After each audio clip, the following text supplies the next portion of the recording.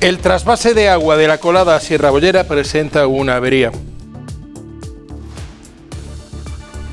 Más de 1000 personas participarán en la carrera familiar solidaria del Colegio Salesiano Pozoblanco.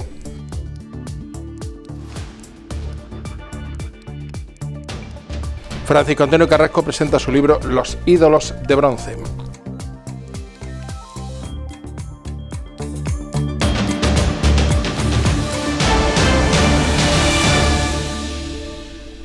Señoras, señores, saludos, bienvenidos a Informativos 54. Hoy es miércoles 3 de mayo. Comenzamos. Pues lo cierto es que con el agua estamos en una situación que, como decía el otro, parece que nos caemos en un pajar y nos pinchamos la aguja.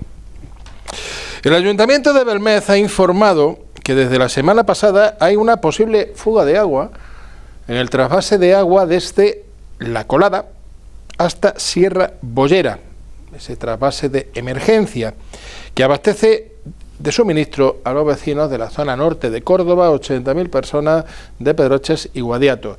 Les recordamos a este respecto una serie de cuestiones. La primera, que Sierra Bollera no tiene agua, ni poca ni mucha, no tiene agua desde el domingo de Resurrección, y que el agua que está llegando a Sierra Bollera es la que llega a través de este trasvase de emergencia de La Colada.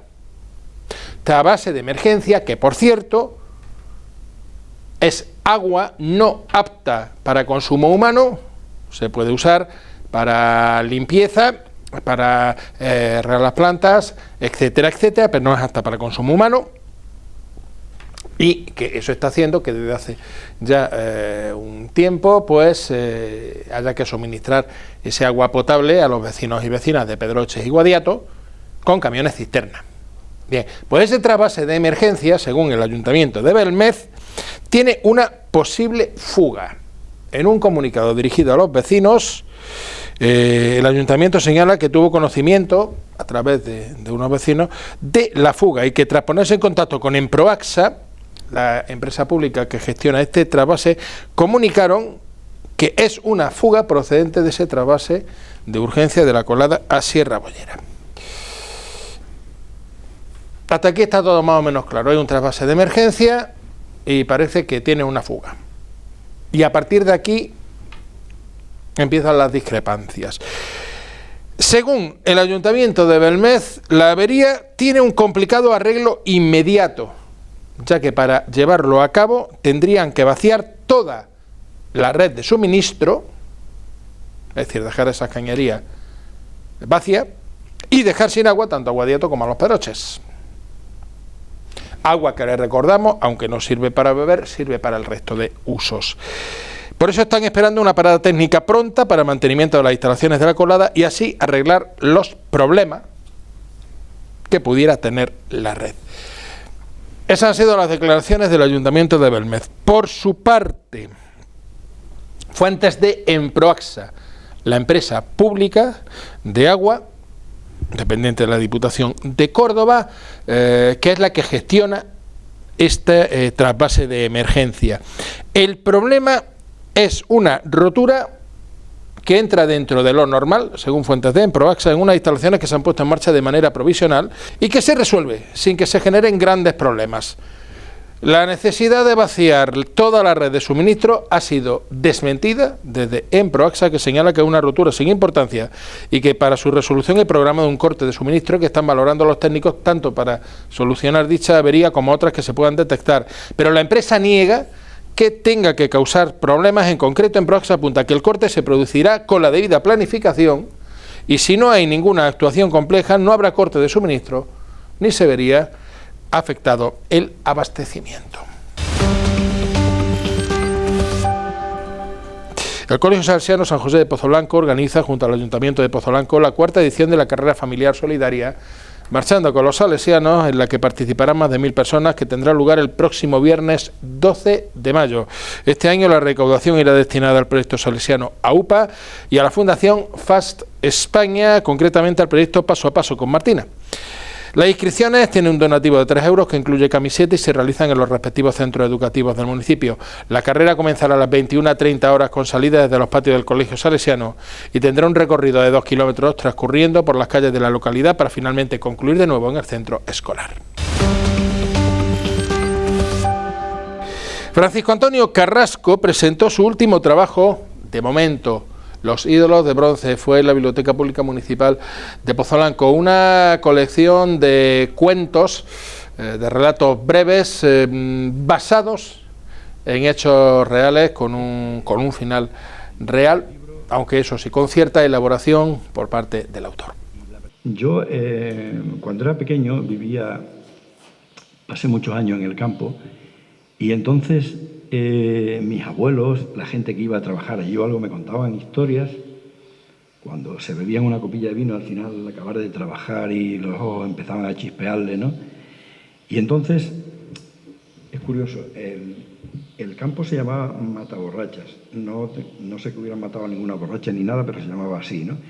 Y entonces había un círculo de montañas alrededor, ¿no? Y yo pensaba que aquello era el mundo. Y eran las montañas aquellas que hay por Calzalbuey y otras por allí. El círculo ese tan pequeñito, ¿no? Y me pensaba que era el mundo. Entonces, la gente esta te contaba las historias y tú te imaginabas cualquier cosa, ¿no? Y siempre estaba así. Entonces, la oralidad esa a mí me ha perseguido siempre. Yo no cuento un cuento que tenga complemento directo, indirecto, circunstancial y todo esto, ¿no? Yo escribo como si tuviéramos a un narrador al lado que nos está contando una historia, para que sean más creíbles. A esto ha contribuido también a hacer, en las frases pequeñas, el hecho de haber trabajado de periodista. Cuando tú trabajas de periodista, normalmente no te enrollas. Tú vas a contar lo que tienes que contar y luego después lo vas desarrollando, ¿no? Pero en realidad las frases suelen ser cortas también, ¿no? Y a mí, en realidad, esto es lo que me gusta. A mí, evidentemente, para escribir un libro tú tienes que tener una serie de historias. Pero yo, con lo que disfruto es consiguiendo sacarle el mayor rendimiento posible a estas historias y contarlas como mejor quedaran. El cuento se titula Justicia Natural. Hacía poco que había dejado de llover. A mí me recuerda mucho cuando éramos pequeños en los pueblos, que llovía una barbaridad, caían estas tormentas, que entonces corrían las calles, corría el agua. Ahora no pasa eso, pero antes sí pasaba. Y entonces los críos cogíamos y nos poníamos las botas de agua, nos salíamos a la calle, empezábamos a pisar los charcos y a jugar, ¿no? Bueno, hacía poco que había dejado de llover. El agua aún corría caudalosa por las calles. Tras una tormenta terrible que se había prolongado durante más de una hora, el sol aparecía tímidamente entre las nubes. Cristina abrió la puerta y se asomó al exterior. Una bocanada de aire fresco le acarició la cara. Respiró profundo y cerró los ojos. Sin saber por qué, se sintió feliz, en paz con el mundo, redimida. La tormenta la había pillado bordando un vestido para su nieta, un vestido blanco adornado de flores y libélulas, precioso. Había una fiesta en el colegio y quería que fuese la más guapa, que disfrutase todo lo que ella no había podido disfrutar. Soñaba bordando. A veces se quedaba traspuesta, con la mirada perdida. Luego, tras unos momentos de quietud, proseguía callada su labor. ¿Quién sabe lo que pensaría? Bordando, a la luz de la ventana que daba al corral, se pasaba la mayor parte del día.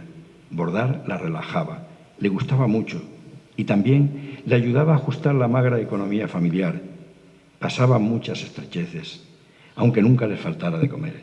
De pronto empezó a llover, muy fuerte, unos goterones enormes, e inmediatamente llegaron los relámpagos y los truenos, y se ensombreció todo. Cristina dejó de bordar y se santiguó instintivamente. Después se asomó a la ventana a observar el espectáculo de los rayos, hasta que un trueno impresionante, que pareció remover los cimientos de la casa, la obligó a cerrarla de golpe, aterrorizada. La tarde se había quedado muy tranquila.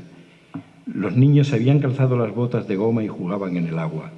Las vecinas empezaron a asomarse a las puertas comentando la tormenta. Entonces llegó una mujer muy alterada anunciando que un rayo había matado a Andrés Guzmán, el pastor de los Alcores. A Cristina la recorrió un escalofrío. Andrés Guzmán. ¿A quién dices?, consiguió articular sobrecogida para confirmarlo. A Andrés Guzmán, le repitió la anunciante. Se puso debajo de una encina para refugiarse del temporal y le cayó un rayo. Cuando lo encontraron estaba muerto, explicó. Pobre hombre, añadió compungida. Tuvo que sentarse en una silla para reponerse de la sorpresa que le produjo la noticia. Andrés Guzmán, valiente canalla. Hacía años que no lo veía, pero lo odiaba con todas sus fuerzas. Cristina se tapó entonces la cara con las manos y empezó a llorar, convulsivamente. Las imágenes se agolparon en su cabeza martirizándola. Lloró y lloró, hasta que no tuvo más fuerzas, hasta que no tuvo más lágrimas. Lloró. Hacía poco que había acabado la guerra. Cristina era republicana, como toda su familia. Su padre y su hermano se habían echado al monte para salvar el pellejo, pero ella y su madre se habían quedado en casa expuestas a los caprichos de los vencedores.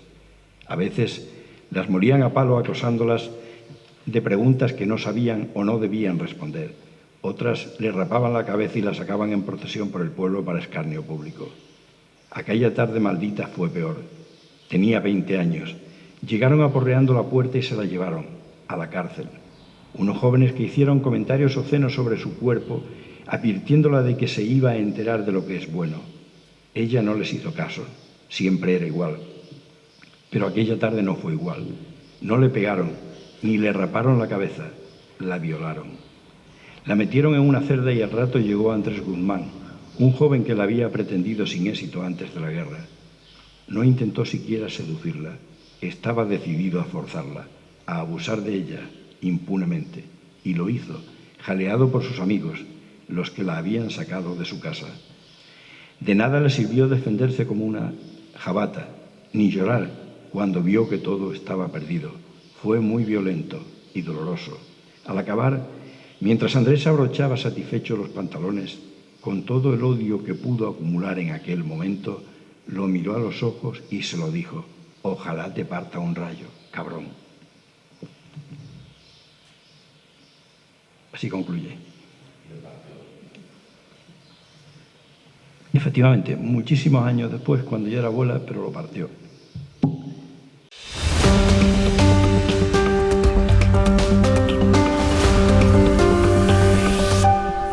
Ha sido todo por nuestra parte. Volvemos con más información de Pozo Blanco. Cuídense y que sean felices. Pozo Blanco, 3 de mayo de 2023. Les dejamos con las imágenes de la jornada.